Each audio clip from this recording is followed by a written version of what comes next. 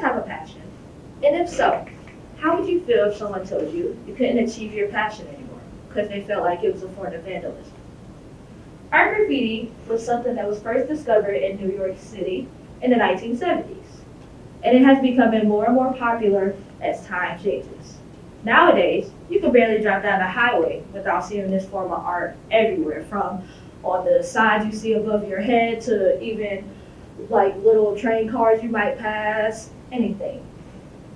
Art is something that allows artists to express themselves and express how they're feeling. People usually regard art as just as a picture of decoration. You may see even a painting above their picture in their walls, above their couches and stuff. But art is so much more than that. Art is a way for us to open up and identify ourselves. Well, of course, graffiti is art. And there are a bunch of people who agree with me when I say this statement.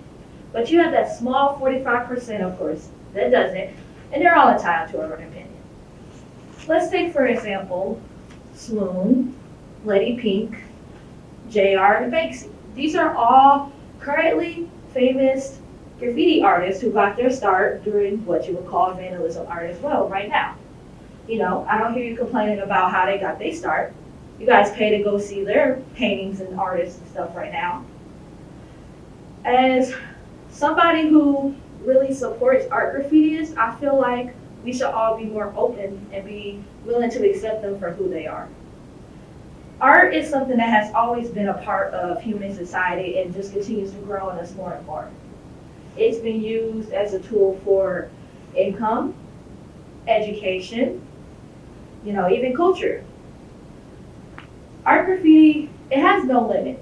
When you're in an art studio, you see they're limited to a canvas. They can only paint on that. But art graffitists, they have no canvas. Their canvas is the community.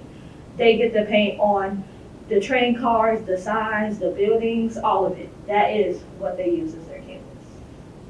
In my speech today, I would like to address three main topics with you guys. The first topic I would like to address is graffiti is art. For example, founder and executive director of the Philadelphia Miss in Philadelphia Mirror Arts Program, Miss Jane Golden.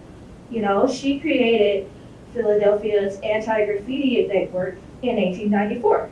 She was somebody who really supported graffiti artists. She encouraged them to be who they are, be themselves, and don't let anyone change them. She encouraged them to be who they are today. One thing about us as people, when we don't have the power to change something we feel upset about, we get really upset and get angry.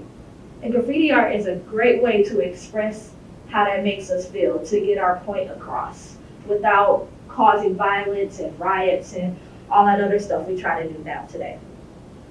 Even if you're somebody that's, say, example, interested in politics, graffiti art, it can help you understand politics more. It can help you understand what's going on in your area right now and how it's even affecting people right now to this day.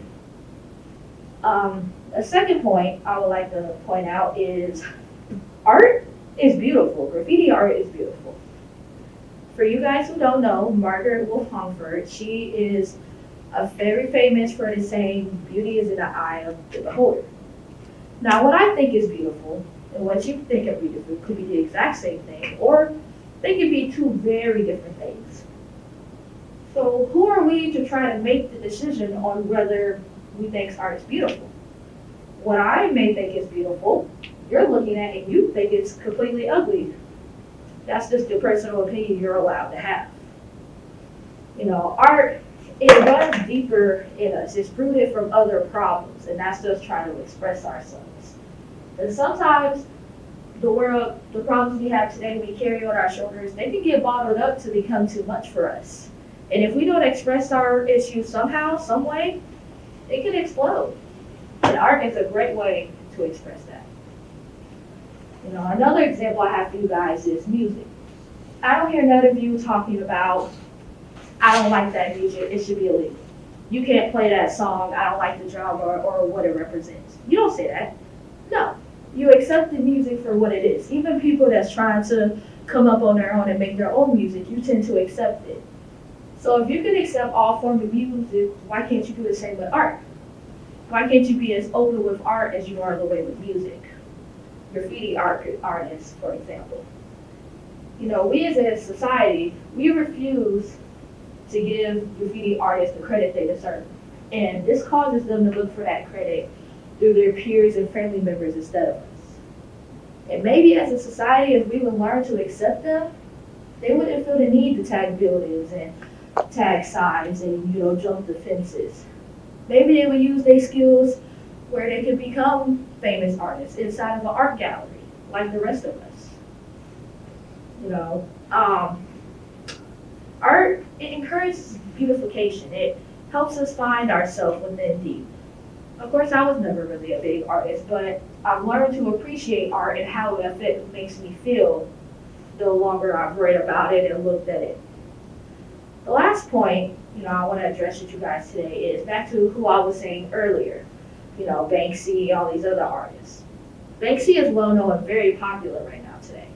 He's a very English-based artist, street artist, and he started out when he was 14.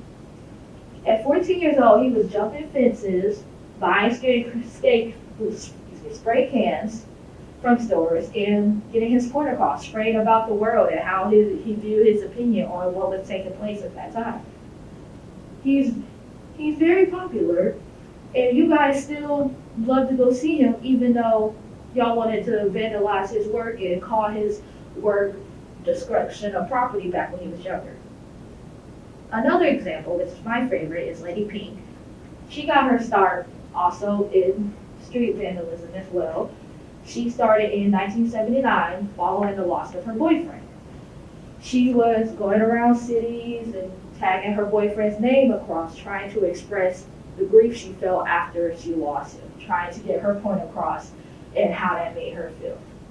And because she did this is what caused her to be well known and become famous. A lot of people say that graffiti art is a nuisance, it's a pain, but they don't realize that this art, it has actually helped our young teens choose a better lifestyle for ourselves. Nowadays, you have teens that's 12, 13, 14 doing things that, I don't even do at this age, and I'm a 20-year-old girl. They're trying to be ahead of themselves. And by choosing this better lifestyle for themselves, it can help them not choose a life with violence, not choose a gang life. They can choose a better path for themselves and maybe even become famous artists along the way.